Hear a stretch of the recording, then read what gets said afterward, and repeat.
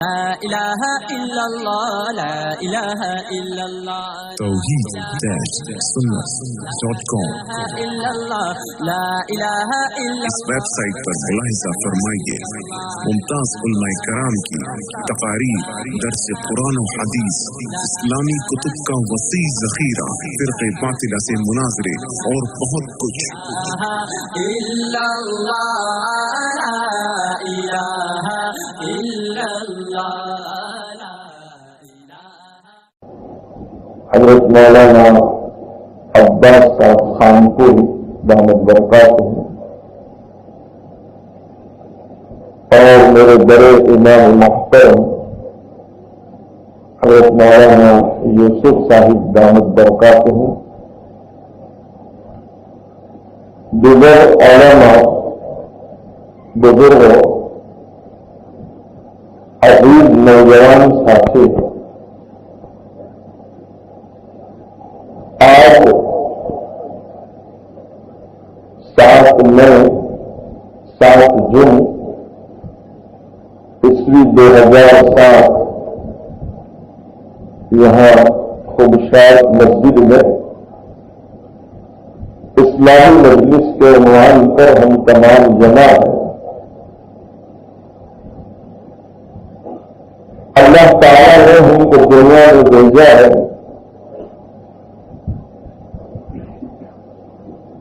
اور جس دنیا میں اللہ نے ہم کو بھیجا ہے وہ دنیا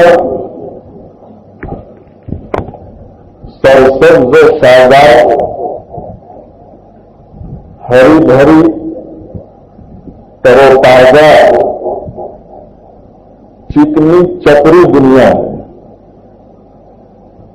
ہر کسی کو اپنی طرف کھینچنے والی، ہر کسی کو اپنی طرف مائل کرنے والی،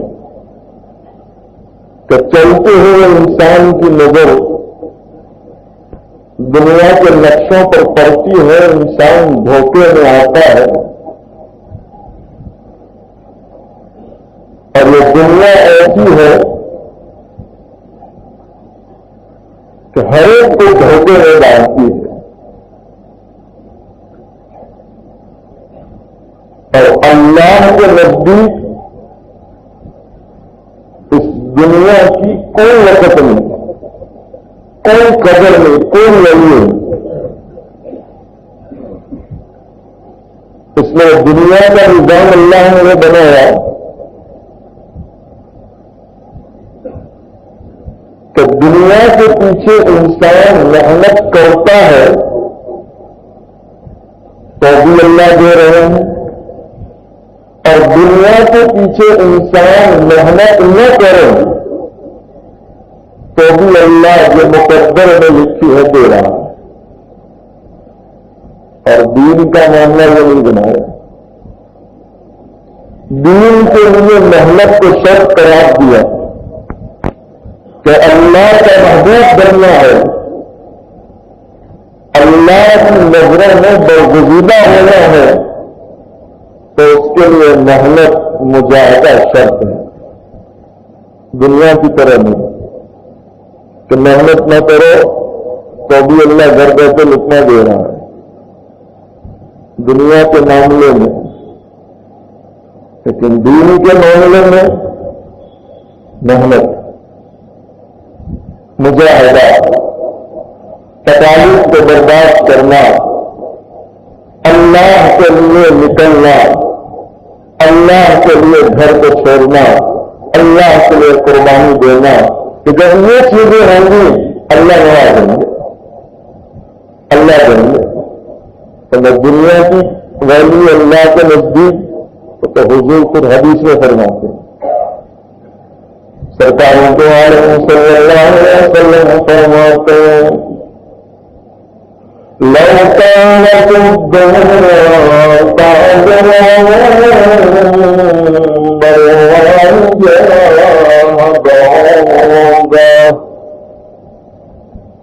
ما سقى كافر شيئا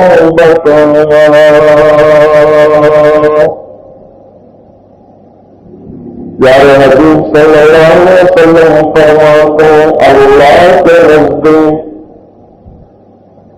اس دنیا کی ویلیو اور قدر قیمت اگر مچھر کے پر کے برابر نہیں ہوتی. کس کے پر کے برابر؟ ہاتھی کی ٹانگ کے برابر نہیں کہا اور ہاتھی کے کان کے برابر بھی نہیں کہا کہ اس کا تو قد بڑا ہے. مچھر کی مثال دی اور مچھر میں بھی مچھر کا پر کہا.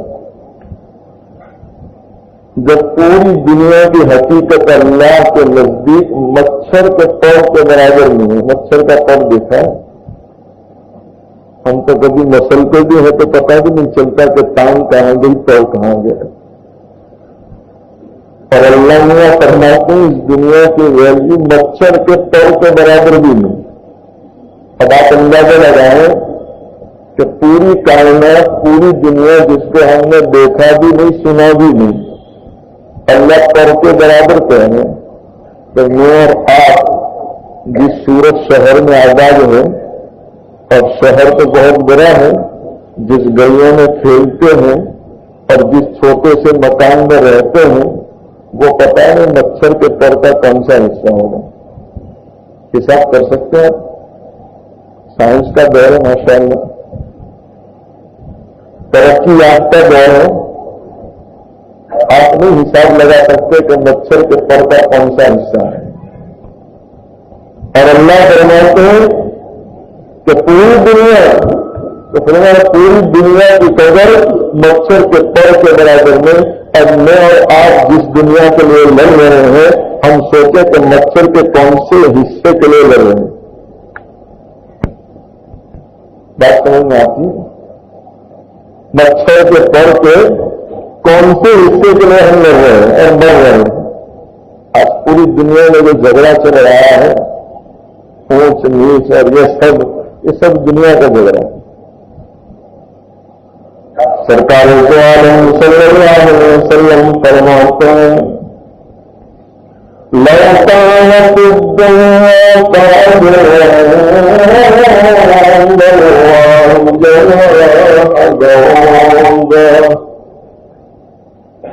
ما سقى شربة ماء درجات سردار محبوب عالم صلی اللہ علیہ وسلم فرماتے ہیں اگر اللہ کے نزدیک اس دنیا کی قیمت مچھر کے پر کے برابر بھی ہوتی اللہ کفار کو اللہ غیروں کو جو کھاتے پر رہتا ہے لیکن پوجتے کسی اور کو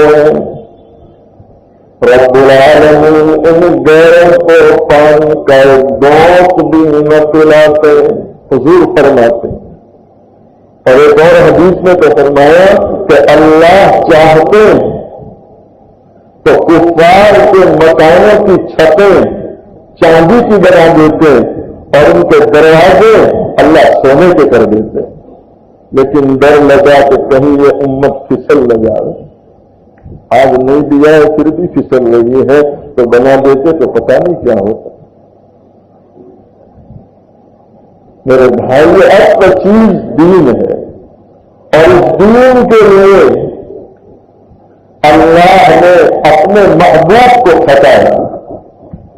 محبوب پر پھاٹے آئے محبوب کے گھرانے میں جو ہے رزق کی تنگی آئی کھاتے آئے کھانے کا وقت گزر رہا ہے لیکن کھانے کے لیے ایک لقمہ بھر نہیں. یہ حضور کے گھر میں ہوا. سرکار صلی اللہ علیہ وسلم کو پتا چل رہا ہے بیٹی فاطمہ بیمار ہے. حضور کو پتا چلا کہ میری بیٹی فاطمہ بیمار ہوئی. سرکار صلی اللہ علیہ وسلم فاطمہ کے گھر جا رہے آواز دے رہے ہیں بیٹی فاطمہ نے تیرا والد محمد آیا ہے اور میرے ساتھ عمران بھی ہے. ایک روایت میں ہے کہ عمران ابن حسین رضی اللہ تعالیٰ عنہ تھے اور ایک روایت میں ہے کہ سلمان فارسی رضی اللہ تعالیٰ عنہ تھے. ساتھ میں تنہا ہوتے تو کوئی اجازت کا سوال نہیں تھا کہ بیٹی کا گھر ہے، لیکن ساتھ میں صحابی تھے تو حضور باہر سے آواز دیتے بیٹی فاطمہ میں تیرا ابا ہوں اور میرے ساتھ عمران آئے ہیں، آپ پردہ کر لو تاکہ ہم گھر میں داخل ہوں. حضور اپنی بیٹی کو پردے کے لیے فرما رہے. پیاری بیٹی ہے فاطمہ الزہرا رضی اللہ تعالیٰ عنہا اندر سے آواز دے رہی ہے، ابا جان میرے پاس اتنا بھی کپڑا نہیں ہے جس سے میں اپنا چہرہ ڈھانپ سکوں. یہ حضور کی بیٹی کا حال ہے. اللہ نے مجھے اور آپ کو کپڑے دیے اور بہت دیے، تو اس کپڑے کی ہم نے کیا حالت کی ہے ہم جانتے ہیں. اور حضور کے گھر کی یہ حالت ہے. بیٹی فاطمہ فرما رہی ہے ابا جان اتنا کپڑا نہیں ہے کہ چہرہ ڈھانپ سکو. سرکار دو عالم صلی اللہ علیہ وسلم کندھے سے چادر اتارتے مکان میں ڈالتے. بیٹی میری چادر ہے اپنا چہرہ ڈھانپ لو، پردہ کر لو. حضور نے کندھے سے چادر اتاری اندر ڈالی تو بیٹی فاطمہ اس سے چہرے پر پردہ کر لو. سرکار دو عالم صلی اللہ علیہ وسلم گھر میں داخل ہو رہے ہیں، بیٹی کو پوچھ رہے ہیں بیٹی فاطمہ بتلاؤ کیا بیماری ہے، کیا پریشانی ہے، کیا دکھ ہے تمہیں. حضرت فاطمہ الزہرا رضی اللہ تعالیٰ عنہا روتے ہیں ابا جان بیماریاں ہیں، پریشانیاں ہیں اور میرا بجان میں بھوکیوں کھانا نہیں کھایا، ایک لقمہ بھی گھر نہیں ہے جس کو پیٹ میں ڈال سکوں. یہ حضور کی بیٹی کہہ رہی ہے کہ ابا جان بیمار بھی ہو، پریشان بھی ہو اور گھر میں ایک لقمہ نہیں ہے جس کو پیٹ میں اتار سکوں. اور یہ کہہ کر حضرت فاطمہ الزہرا رونے لگتی ہے. سرکار دو عالم صلی اللہ علیہ وسلم اپنی چہیتی بیٹی کو گلے سے لگاتے ہیں اور حضور کی آنکھوں سے بھی آنسو آ جاتے ہیں. اور حضور پاک صلی اللہ علیہ وسلم روتے ہیں، لیکن رونے کے بعد یہ نہیں کہا کہ بیٹی فاطمہ گھبراؤ مت، میں تمہارے لیے دعا کرتا ہوں اللہ دنیا کے دروازے کھول دے گا. یہ نہیں فرمایا، بلکہ حضور فرماتے ہیں بیٹی فاطمہ فکر مت کرو، اگر تم نے بھی کھایا تو تیرے باپ نے آج 3 روز ہو گئے ایک لقمہ نہیں کھایا. یہ حضور کی حالت تھی. اور اس کے بعد حضور صلی اللہ علیہ وسلم تسلی دیتے ہیں بیٹی فاطمہ خوش ہو جاؤ، کل اللہ جنت میں جنت کی عورتوں کا تجھے سردار بنائیں گے. توحید-سنت.com یہ بشارت دی کہ دنیا میں یہ حالت ہے صبر کرو. اللہ ہمیں بھی صبر اور شکر والی زندگی گزارنے کی توفیق عطا فرمائے. اگر اللہ نے پریشانیاں بھیجی ہے، تکالیف اور مصیبت میں ہے تو صبر کریں، شکوہ شکایت نہ کریں. اور اللہ نے نعمتیں دے رکھی ہے، آسانیاں اور سہولتیں دے رکھی ہے، اس رب العالمین کا شکر ادا کریں کہ اللہ یہ تیرا احسان ہے، یہ تیرا فضل ہے.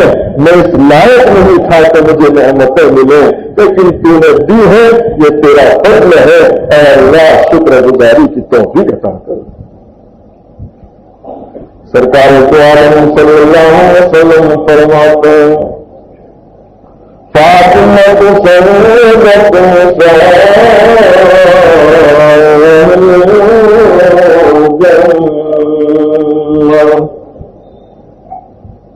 بیٹی فاطمہ خوش ہو جاؤ، کل اللہ تمہیں جنت کے عورتوں کا سردار بنائیں گے۔ ایک اور روایت میں کل جب جنتی جنت میں جائیں گے چمک نکلے گی، روشنی پھیلے گی، جنت میں چمک نکلے گی، روشنی پھیلے گی۔ اہل جنت رضوان کو سوار کریں گے، یہ جنت کا داروغہ ہے، فرشتہ رضوان کو سوار کریں گے۔ رضوان نے تو دنیا میں سنا تھا کہ جنت میں کوئی سورج نہیں ہوگا۔ رضوان ہم نے تو دنیا میں سنا تھا کہ جنت میں کوئی سورج نہیں ہوگا، کوئی روشنی نہیں ہوگی، کوئی چمک نہیں ہوگی۔ اور رضوان یہ جنت میں جو روشنی پھیل رہی ہے یہ کون سے سورج کی ہے؟ ہم نے تو سنا تھا کوئی سورج نہیں ہے۔ تو رضوان کہے گا اے جنت والوں، حضرت فاطمہ الزہرا اور حضرت علی رضی اللہ تعالیٰ عنہما جنت میں ہنس رہے ہیں، اور ان کے ہنسنے کی وجہ سے ان کے دانت کھل رہے ہیں، اور جب دانت کھلتے ہیں تو ان کے دانتوں سے نور پھوٹ رہا ہے، اور اس نور کی یہ چمک ہے جو تم دیکھ رہے ہو۔ کہ دنیا میں تکالیف پر صبر کیا تو اللہ نے جنت میں یہ نعمت عطا کی۔ حضرت علی نے معمولی صبر نہیں کیا۔ ایک صحابی رضی اللہ تعالیٰ عنہ بیان کرتے ہیں کہ آج تک مجھے علی رضی اللہ تعالیٰ عنہ کی وہ آواز یاد ہے، آسمان ڈوب چکا ہے، ستارے مان کر چکے، علی رضی اللہ تعالیٰ عنہ اپنی مسجد کے محراب پر کھڑے ہیں اور کھڑے ہو کر اپنی داڑھی پکڑ کے رو رہے ہیں۔ کون رو رہا ہے؟ حضور کا داماد، جس کے نکاح میں حضور کی چہیتی بیٹی ہے، اور جن کے متعلق ایک فضیلت کا نبی پاک صلی اللہ علیہ وسلم نے بیان کر دی کہ کل علی جنت میں ہنستا ہوگا اور علی کے دانت سے نکلنے والا نور اس سے پوری جنت چمکتی ہوگی۔ وہ علی محراب پر کھڑے ہو کے رو رہے ہیں۔ صاحب رضی اللہ تعالیٰ بیان کرو، آج تک مجاہد کی آواز یاد آ رہی ہے۔ حضرت علی رضی اللہ تعالیٰ نے مسجد کے محراب میں کھڑے رو رہے، آنسو بہائے، داڑھی پکڑ کے کھڑے، اس طرح رو رہے جیسے کوئی غم زدہ غموں کا مارا آنسو بہاتا ہے، روتا ہے، اور اس طرح تڑپ رہے جیسے کسی کو سانس میں دست لیا ہو، تڑپتا ہو۔ علی کے تڑپنے کی حالت کو بیان کیا کہ علی اس طرح تڑپ رہے تھے جیسے سانس میں کسی کو دبا ہو اور وہ تڑپتا ہو، علی محراب میں کھڑے ہو کے تڑپ رہے تھے۔ حضرت علی رضی اللہ تعالیٰ نے داڑھی پکڑ کے رو رہے ہیں، اے رب العالمین سفر بہت لمبا ہے، بہت ہی طویل ہے، میرے پاس کوئی توشہ نہیں ہے، علی کہیں گے۔ اور اللہ سے قرآن میں بھی کہتے ہیں، رب العالمین بھی قرآن میں فرماتے ہیں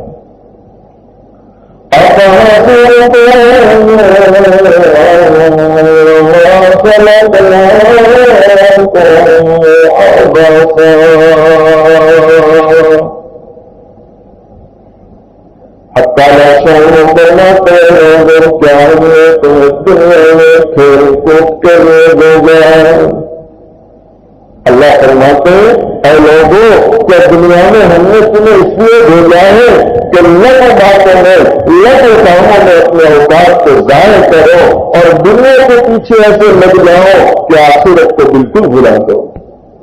ہم نے تو اس لیے دنیا میں بھیجا ہے کہ دنیا میں رہتے ہوئے آخرت کی تیاری کر لو. حضرت علی رضی اللہ تعالیٰ دار پکڑتے رہے آنسو بہا رہے. اور جانتے ہیں حضور نے علی کے بارے میں کیا فرمایا؟ حضور فرماتے ہیں ایک مرتبہ حضرت علی کا ہاتھ پکڑ لیا اور ہاتھ پکڑنے کے بعد کا علی خوش ہو گیا. کل قیامت کے دن جنت میں تیرا گھر میرے گھر کے سامنے ہوگا. یہ حضور فرماتے علی کو فرمایا کہ علی کل جنت میں تیرا گھر میرے گھر کے سامنے ہوگا. اور وہ علی رضی اللہ تعالیٰ عنہ کا یہ حال ہے کہ اپنی مسجد کے محراب میں رات کی تنہائیوں میں کھڑے ہیں, داڑھی پکڑے ہوئے ہیں, آنسو بہا رہے ہیں اور اللہ سے کہتے ہیں اللہ صبر بہت لمبا ہے, صبر بہت طویل ہے, اے اللہ میرے پاس کوئی پیشہ نہیں ہے. میں اور آپ قدم قدم پر گناہ کر رہے ہیں, خطائیں کر رہے ہیں, لیکن آج ہمیں اس رب کے سامنے رونے کی توفیق نہیں ہو رہی. راتوں کو اٹھ کر رونے والے بہت کم ہو گئے. ایک زمانہ وقفہ اولیاء کرام کا کہ راتوں کو رو رو کر اپنے کام بنایا کرتے تھے, امت کی بگڑی پر راتوں کو آنسو بہایا کرتے تھے. آج امت کا یہ حال ہے کہ راتیں غفلتوں میں گزر رہی ہے اور دن بھر دنیا کمانے لے جا رہا ہے. آج یہ حال راتوں کو رونے والے کم ہو گئے. اللہ ہمیں راتوں کو اٹھ کر رونے کی توفیق عطا فرمائے. پہلے سے علی رضی اللہ تعالیٰ عنہ کا یہ حال ہے. ہم تو قدم قدم پر گناہ کرتے ہیں, سیاحت کرتے ہیں. اللہ ہمیں بھی اپنی خطاؤں پر رونے کی توفیق عطا فرمائے اور وہ رو کر اللہ سے معافیاں مانگنے کی توفیق عطا فرمائے. اور بھی بہت ساری باتیں ہیں, آج کے بیان کو اسی پر ختم کرتے ہیں. اللہ تعالیٰ کہنے سننے سے زیادہ عمل کی توفیق عطا فرمائے. کیا فائدہ فکر بے شکم سے ہوگا, کیا فائدہ فکر بے شکم سے ہوگا. ہم کیا ہیں جو ہم سے کوئی کام ہوگا. جو کچھ ہوا تیرے کرم سے, جو کچھ ہوگا تیرے کرم سے ہوگا. وآخر دعوانا ان الحمد للہ رب العالمین.